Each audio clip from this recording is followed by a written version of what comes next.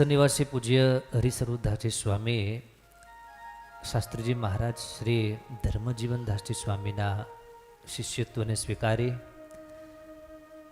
દાયકાઓ સુધી એમની સેવા કરી. ત્યારબાદ પ્રવચન દ્વારા સારાએ વિશ્વનું માર્ગદર્શન કર્યું છે. ઘણી બધી વાતો એમના વિશે કહીએ એટલી ઓછી, પણ કંઈક અંશ એમના સમજવાનો, સ્વીકારવાનો અને સમજવાનો પ્રયાસ કરીએ તો પણ ઘણું બધું થઈ જાય. હરિસ્વરૂપ સ્વામી એટલે એક એવા સંત કે જેમણે હસતા હસતા અધ્યાત્મ વિદ્યા સૌને શીખવાડી છે. હરિસ્વરૂપ સ્વામી એટલે એક એવા સંત જેમણે ભગવાન સ્વામિનારાયણ જેવા છે એવા કહેવામાં, એવા સમજાવવામાં જરાય પાછી પાની નથી કરી. આ સંત એક એવા સંત છે કે જેમને સ્વામિનારાયણ ભગવાનના અનુયાયી હોય એ પણ સાંભળે અને અનુયાયી ન હોય એ પણ સાંભળે. રિસેન્ટલી હમણાં કાશીમાં કથા થઈ આપણી. એમડી પટેલ કરીને ધર્મપ્રેમી એક માણસ, એક વ્યક્તિ, અને છેલ્લે મને મેળા ટ્રેનમાં ભેગા થયા અને મને વાત કરી. મને કે સ્વામી, અમે આ સ્વામીની કથા એ કે મેં ક્યારેય સાંભળેલી નહીં, પણ વલસાડ, એ પોતે પ્રોફેસર, વલસાડથી કે અમે આવવાના હતા નડિયાદ અને ફોર વ્હીલમાં હતા, અને ફોર વ્હીલવાળાએ એમાં સ્વામીની કથા પ્લે કરી ને કે એટલો આનંદ આવ્યો, એટલી સમજવા વાતો મળી કે ત્યારથી લઈને આજ દિવસ સુધી કાયમને માટે સ્વામીને સાંભળું છું. તો આવા લાખો મુમુક્ષુ જીવાત્માઓ, દેવી જીવાત્માઓ, જેમણે એડ્રેસ કર્યા છે, માર્ગદર્શન પૂરું પાડ્યું છે. ધામમાં જવાની પણ રીત એકદમ નિરાળી. અગાઉથી મહારાજના જેમને તેડા આવી ગયા હોય, બોલાવો આવી ગયો હોય, અને સ્વામીએ 25 ઉપવાસ કરી, 25 ઉપવાસ કરી અને મહારાજની પ્રસન્નતા, જે કાંઈ કસર, ખામી, ખોટ પોતાને લાગતી હોય અથવા તો મહારાજનો એમને અંદાજ હોય, સંદેશ હોય, એ સ્વીકાર કરી અને આજ રોજ 4:30 વાગે નવી કંઠી એમને તુલસીની પહેરી મગાવી, તુલસીની કંઠી પહેરી, કંકુનો ચાંદલો કર્યો અને ગોપીનાથજી મહારાજના દર્શન કરી અને વંદન કરી અને મહારાજના ધામમાં પધારી ગયા. આ વિશ્વને, ખાસ કરીને આ સંપ્રદાયને ક્યારેય ન પૂરાય એવી ખોટ પડી છે. કદાચ આવનારી એક સદી સુધી એવું વક્તવ્ય કે જેમણે ક્યારેય પણ બુક, પાટી, પેન ક્યારેય રાખ્યા નથી અને એકદમ બાય હાર્ટ અંતરમાં પ્રભુ રહી અને જેમ બોલાવ્યા એમ એમણે બોલ્યું છે. પૂજ્યપાદ ગુરુજી એ જે રીતે કથા કરતા હોય, જે ફ્લો હોય, એકાદ બે પંક્તિઓ વાંચી અને એના પર કલાકો સુધી વિવરણ કરી અને સામે બેઠેલા મુમુક્ષુ જીવાત્માઓના હૃદય સુધી એ વાત પ્રસ્થાપિત કરવી, એવા મહાપુરુષોની તાકાત છે. એમણે ઘણો બધો ઉપદેશ આપ્યો. લાખો હૈયાઓ આજે રડતા હશે, પણ બે વાત ખાસ આ પ્રસંગે કેવી છે કે સ્વામીને આપણે શા માટે યાદ કરી? એને બહુ હસાવ્યા, એટલે એને બહુ દાંત કઢાવ્યા એટલા માટે. એની કથામાં 1 કલાક કોઈ માણસ કથા સાંભળે એટલે એકદમ ફ્રેશ થઈ જાય, પણ એને હસાવ્યા એટલા માટે એને આપણે નથી યાદ કરતા. એણે હસાવવાની સાથે સાથે હરિવરને હૈયામાં ભર્યા માટે યાદ કરીએ છીએ.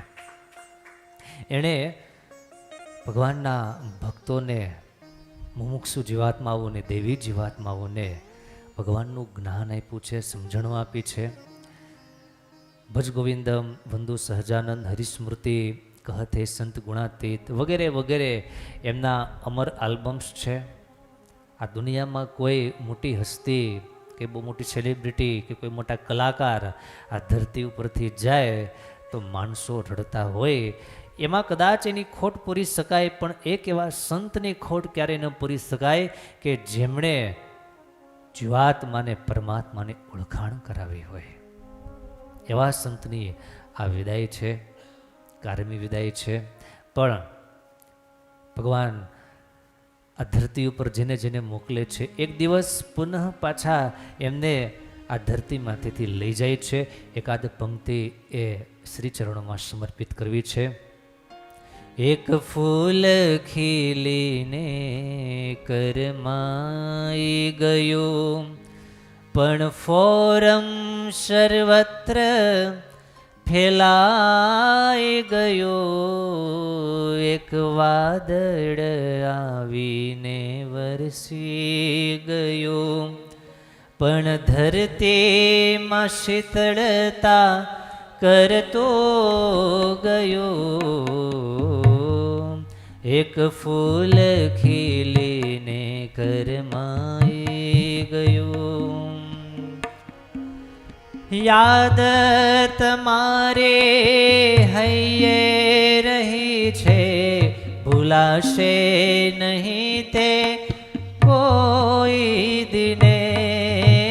ગુણ તમારા ગાશો સદાએ, ભૂલાતા નથી એ રાત દિને. એક વીજળી ચમકીને છુપાઈ ગઈ, પણ બ્રહ્માંડ તેજ ફેલાવી ગઈ. એક વીજળી ચમકીને છુપાઈ ગઈ, પણ બ્રહ્માંડ તેજ ફેલાવી ગઈ. એક ફૂલ ખીલીને કરમાઈ ગયું, પણ ફોરમ સર્વત્ર ફેલાવી ગયો. એક ફૂલ ખીલીને કરમાઈ ગયું. સહજાનંદ સ્વામીના બાગનું એક આ એવું પુષ્પ હતું. એ કદાચ કરમાઈ ગયું હોય, પંચભૌતિક દેહ કરીને કદાચ આ ધરતી ઉપર આ સાથે ન રહી શકે, પણ શબ્દ દેહ કરીને એમના જીવનની સુવાસ એ કરી કાયમને માટે એની સુવાસ આપણે સૌ કોઈ લઈ શકશું. સ્વામીએ અનેક અનેક ઉપદેશો આપ્યા હોય. તમે લગભગ બધાએ કથા સાંભળીએ છે. એકવાર જરા પૂછી લઉં, તમારામાંથી જેણે જેણે હરિસ્વરૂપ સ્વામીની એકવાર પણ કથા સાંભળી આંગળું ચી કરો જરા. બધાએ, લગભગ બધાએ, 99% લોકોએ એ સાંભળ્યા છે. એમની કોઈ વાત, એમનો કોઈ વિચાર, એમને આપેલું કોઈ મહારાજનું ચરિત્ર, મહારાજનો સમજાવેલો સિદ્ધાંત, એને યાદ રાખવો, એને ચરિતાર્થ કરવો, એને જીવમાં જડી લેવો, એ જ એમના માટે સાચી શ્રદ્ધાંજલિ છે અને સાચી સ્મરણાંજલિ છે. આ લૌકિક કોઈ કાર્ય નથી, આ લૌકિક કોઈ શ્રદ્ધાંજલિ નથી. જેમ કોઈ સામાન્ય વ્યક્તિ મૃત્યુ પામે અને એના ઉપર આપણે શોક વ્યક્ત કરતા હોય કે બે આંસુડા ખરતા હોય, આ એવી કોઈ વાત નથી. એક એવા સંતની વાત આપણે કરીએ છીએ કે જેમણે ઘણું શીખવાડ્યું છે. એમાંથી ભગવાન સ્વામિનારાયણની ઉપાસના, ભગવાન સ્વામિનારાયણના સ્વરૂપનું જ્ઞાન, એમણે કહેલા મહારાજના ચરિત્રો, એનું એ ચરિત્ર હોય. પણ એવા કોઈ સંતના મુખે જ્યારે સાંભળીએ ત્યારે એ ચરિત્રનો રંગ આખો બદલી જાય. સરસ મેઘાણીજીની એ છટામાં ક્યારેક ક્યારેક એ મોજમાં આવી ગયા હોય અને ભગવાન સ્વામિનારાયણના ચરિત્રોને જ્યારે યાદ કરતા હોય, એનું સ્મરણ કરતા હોય, ત્યારે સારું એ ચિત્ર આપણી સામે તરવરતું હોય એવું આપણને લાગે. કારણ એના હૃદયમાં ભગવાન બિરાજમાન થઈ અને કહેતા હતા. એને કડવું પણ કીધું છે, મીઠું પણ કીધું છે, એને હસતા હસતા પણ ઘણું કીધું છે, અને છેલ્લે છેલ્લે એને કંઈક રડતા રડતા પણ ઘણું કીધું છે. બસ એ બધા જ શબ્દોની હારમાળા કરી અને છેલ્લે એક મુખ્ય બિંદુ પૂર્ણ કરી અને મારે વાતને પૂર્ણ કરવી છે. એમણે આગ્રહ રાખ્યો છે. એમણે એમના જીવનમાં એમના પ્રવચનમાં ક્યારેક એવું દુઃખ પણ વ્યક્ત કર્યું છે. મેમનગરમાં પૂજ્ય સ્વામી દર શુક્રવારે સભા લેતા, ગોપીનાથ યુવક મંડળ કે નામ, અને યુવાનો સભામાં આવતા હોય, પણ ઘણા બધા યુવાનો જે સંતોની નજરમાં હોય અને એમની ઘણી બધી ગેરહાજરી દેખાતી હોય, ત્યારે સ્વામીએ ક્યારેક ક્યારેક પોતાના હૃદયનો બળાપો કયો તો બળાપો, દુઃખ કયો તો દુઃખ, અને વહાલ કયો તો વહાલ પણ એણે વ્યક્ત કર્યું છે કે દર શુક્રવારે સભા થાય છે, બધી વ્યવસ્થાઓ છે, છતાં પણ નથી આવતા, એવું સ્વામીએ કીધું છે. એમાંથી એટલું આપણે શીખીએ કે સંત સમાગમ માટે એમણે જે ઉલ્લેખ કરેલો છે, કથા વાર્તા સાંભળવા માટે જે આપણે સભા થતી હોય, જ્યાં સંતોનો યોગ થતો હોય, સંતોનું સાનિધ્ય જ્યાં પ્રાપ્ત થતું હોય, ત્યાં અવશ્ય એ લાભ લઈ લેવો, એવા એમના જીવનનો સાર કહી શકાય.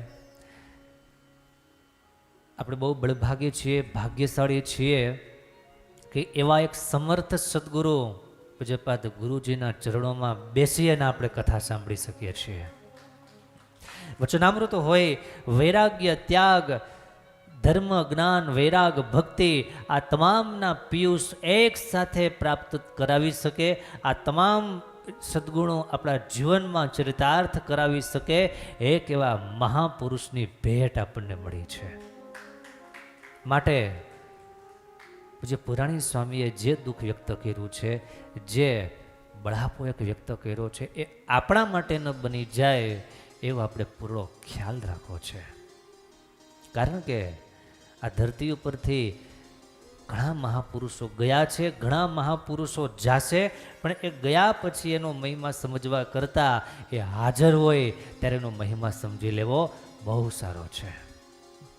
આપણી વચ્ચેથી જ્યારે ગેરહાજરી થાય અને પછી એના ગમે એટલા ગુણ ગાઈએ, એ કદાચ એટલા કામ નહીં કરે. એ હયાત હોય ત્યારે એટલો એનો મહિમા સમજી અને એનું પડખું સેવીએ, એમનું સેવન કરીએ, એમના શબ્દોને જીવનમાં ઉતારીએ તો વધારે સાર્થક કહેવાશે. આજે આપણે કોઈને માટે વાત કરીએ છીએ, કાલ સવારે કોઈ આપણા માટે પણ વાત કરશે. કાલ સવારે કોઈ આપણા માટે પણ બે આંસુડાઓ સારશે. છેલ્લી એક પંક્તિ કહી बात पूर्ण करवी छे। जब आए तुम इस जगत में जग हसे तुम रोए, जब आए तुम इस जगत में जग हसे तुम रोए, बस करनी ऐसी कर चलो तुम हसो और जग रोए। જ્યારે આપણા ધરતીમાંથી આવ્યા ત્યારે સારાએ બધાએ માણસો, સગા સંબંધીઓ, આડોશી પાડોશી સૌ કોઈ આનંદમાં હતા, હસતા હતા, આપણે રડતા હતા. ખરું યાદ છે? એ ક્યાંથી યાદ હોય આપણને? પણ કરણી એસી કર ચલો, કામ એવું કરી જાઓ, જીવન એવું જીવી જાઓ, ભગવાનના ભગત એવા થઈને આ ધરતીમાંથી જાઓ, તુમ હસો ઓર જગ રોય. સારું એ વિશ્વ રડે, બીજા બધા રડે, આપણે હસતા હસતા આ ધરતી ઉપર જેના માટે આવવાનું હતું એ કાર્ય સંપન્ન થાય અને ભગવાનના ધામમાં આપણી ગતિ થાય. બસ એવું જીવન જો આપણે જીવી ગયા તો એ જીવન સાર્થક છે. અને એવું જીવન પૂજ્ય અક્ષર નિવાસી હરિસરુદાસજી સ્વામી જીવી અને આ લોકમાંથી વિદાય થયા છે.